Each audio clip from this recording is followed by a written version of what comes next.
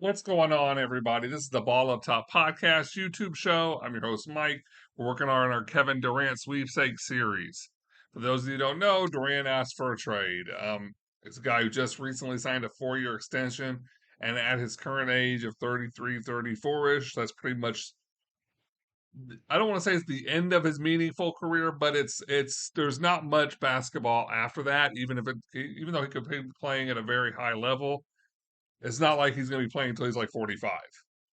So he doesn't have a lot of leverage asking for a deal, but we're here to sit there. It doesn't matter what his leverage is. We're going to sit here and try to figure out what is the best possible deal for both teams involved, one-on-one trades. Because I'm the believer that when a guy like KD asks for a deal, asks for a trade, and he's under a long-term deal, you have to kick the tires on that, as I've been fond of saying. No matter what team is out there, you have to make that phone call. I'm not doing two, three, four, 5 team trades. They get too complicated. But not just that, it's there's just so many variations it would never stop. But this episode is about the Chicago Bulls. Now the Bulls are interesting because the Bulls were a playoff team. And a guy like KD, if you can keep majority of your core, a guy like KD sets everything apart. Like all of a sudden, like you're a contender. So we're gonna go ahead and move KD on over. Now the Nets have asked for an all-star player, a young up-and-coming player, and multiple first-round picks. So, but if you're the Bulls, like you're not trying to bring KD in to remain where you are. Like you're trying to bring him in to win a championship. So no matter how much the Nets press, they won't get Zach Levine. They're not going to get Levine. Because they're going to look for him to be playing alongside KD. I don't know if they would want DeMar DeRozan. I mean, DeRozan did just have one of the best seasons of his career, but he's 33 years old. He's got 2 years left on it. And I don't know. The Bulls are going to try to stack it. So let's say that the Bulls are going to make a hard line on those two. What do they have left to move? Well, they could move Nikolai Vujic, which we're going to go ahead and move him over because he's a two-time All-Star. Like you wanted an All-Star, he's a two-time All-Star. And keep in mind, like the next player is Patrick Williams. Now, Patrick Williams has a lot of upside. He's a young player. He's 20 years old. This fits that young up and coming player that they would like.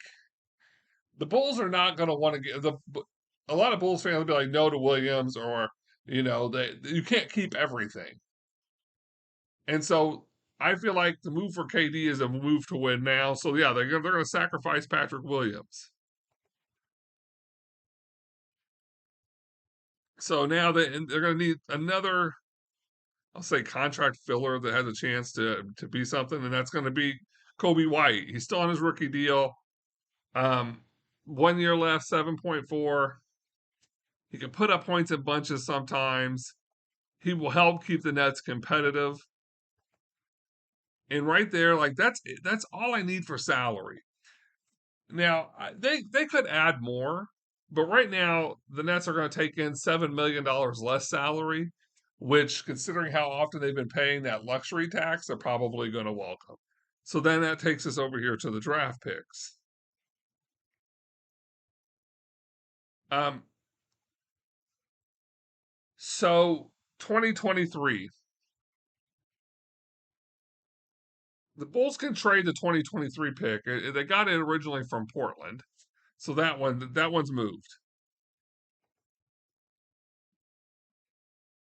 However, 2024 and 2026 are a problem because they've already traded their 2025 pick.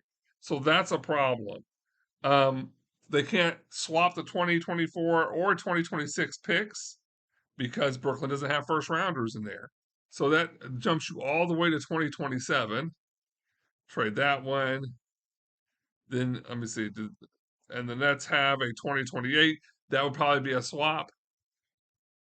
And then the 2029. So essentially, they would get 3 first rounders from the Bulls. The ones that they want, though, seriously are those late first rounders because DeRozan is 33. He's, it's not like he's a young man. He's 33. And we're talking about 6 years from, 5, 6 years from now, where DeRozan probably won't be there. KD is also 33. He might be on his way out. So those picks there may actually be good draft picks. Or you can see like with what happened to Anthony Davis and the Lakers and people getting hurt. Like sometimes you don't think that those picks are going to be good, but circumstances happen. So the question is this seven being $7 million short, is that gonna be is that gonna put them in the ballpark? And it does. Um this makes the Bulls a contender. This makes this keeps the Nets as a playoff team, probably a lower playoff team, but keeps them out of the lottery, keeps Houston from having turning their picks into lottery picks, gets us some draft picks, gets them some building blocks. And a guy like Vuvik, they might be able to move him for a pick. Kobe White, I don't know if they'll be able to move him for a pick, but this could be the change of pace he needs to build something. I mean, this is the fairest deal I see the Bulls and Nets reaching. It's not what the Nets want.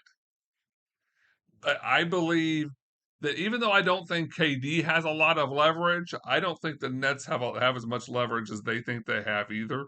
So this might be the kind of deal they have to settle for. But like I said, it gets them an all-star. It gets them an up and coming. It gets them 3 first round picks. Well, 4 first round, is it 3 or 4? I believe it's 3 first round picks and 1 first round swap. So that it gets them quite a bit of what they were interested in. But let me know what you guys think. Leave your thoughts in the comments below. I love interacting with you guys. Check out our Twitter at @BallUpTopPod, our Instagram at @BallUpTopPodcast.